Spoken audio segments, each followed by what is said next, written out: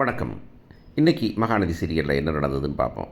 சாரதா கடைசியில் கோயிலில் பார்த்ததுனால உண்மையை வெளிப்படுத்துகிறாங்க அப்படிங்கிறது தான். சாரதா கோயிலில் பார்த்துட்டு என்ன பண்ணினேன்னு கேட்கறதுனால அந்த உண்மையை சொல்லணும் அப்படின்னா, இந்த உண்மையெல்லாம் எப்போவோ சொல்லியிருக்கலாமே, எவ்வளவு பிரச்சனைகள் வந்தது அப்போ சொல்லாமல் இப்போ தான் வந்து சொல்கிறாங்க அப்படிங்கிறதுல அட்லீஸ்ட் இப்போலாம் சொல்லி தொலைஞ்சிங்களே அப்படின்னு நமக்கு சொல்ல தோணுது நமக்கு.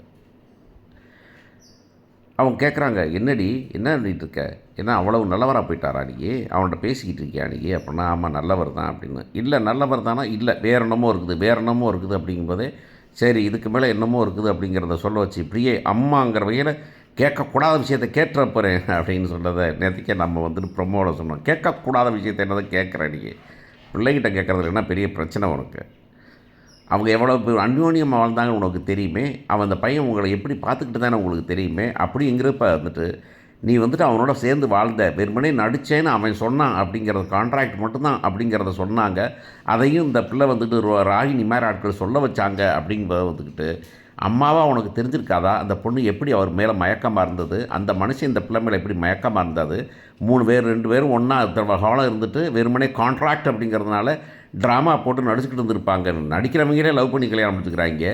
இதில் வந்துக்கிட்டு ஒருத்தர் லவ் பண்ணவங்க எப்படி இருந்திருப்பாங்க உங்களுக்கு தெரியாதா, உங்களை எப்படி அந்த குடும்பத்தை காப்பாற்ற தெரியாமா, இதெல்லாம் தெரியாமே அவங்க பேசுவாங்களாமா. பேசணுன்னு வந்து கடைசியாக வந்து இந்த பொண்ணு இல்லைம்மா அப்படி மட்டும் இல்லை, அது மட்டும் வாழலை, நாங்கள் வந்து கான்ட்ராக்டாக வந்துட்டு நடிக்க மட்டும் இல்லை, நான் மனைவியாக இருந்தேன், இப்போ என் வயிற்றில் புள்ள இருக்குது அப்படின்னு அப்படியே தடுப்பு போய் கீழே உட்காந்துடுறாங்க. உடனே பாட்டி சொல்கிறாங்க, நான் அன்றைக்கே சொன்னேன்ல நான் அவன் மசக்கையாக இருக்கிற மாதிரி திரிகிறான்னு சொல்லிட்டு அப்படின்னு.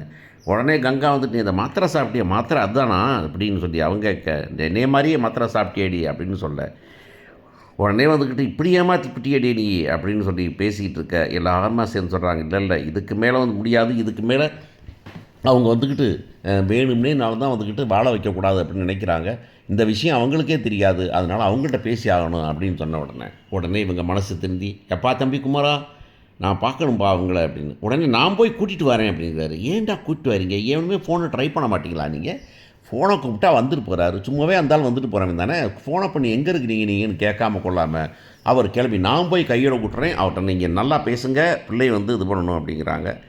உடனே இந்த பொண்ணு வந்துட்டு அடித்து முடிச்சு அந்த பொண்ணு போயிடுது. அப்புறம் வந்துட்டு அது போய் ஃபோன் பண்ணுது, ஃபோன் பண்ணால் அவர் ஃபோனு சுவிட்ச் ஆஃப், அவர் தான் வீட்டு விட்டு போயிட்டார், ஊருக்கு போகிறேன்ட்டு போயிட்டார், அதனால் வந்துட்டு சுவிட்ச் ஆஃப். உடனே வந்து வாய்ஸ் மெசேஜ் அனுப்புகிறாங்க, எங்கள் அம்மா உங்களை பார்த்து பேசுனுங்கிறாங்க அப்படின்னு. இப்போவும் அவங்க அம்மா பேசணும்னு நினைக்கிறதுனால தான் உலகமே பேசுங்கிறது தான் இருக்கிறதுலே பெரிய கொடுமையான சமாச்சாரம் அப்படிங்கிறது தான் அப்படின்னு வாய்ஸ் நோட் அனுப்பி வைக்குது. அவர் கிளம்புறாரு. இங்கே வந்து எல்லாம் சொல்கிறாங்க, இந்த நீ வந்து பார்த்துக்க, அதுக்காக கெஞ்ச மாட்டேன் அப்படின்னு சாரதா சொல்கிறாங்க. என்ன டான்ஸுன்னு பார்ப்போம் நாளைக்கு.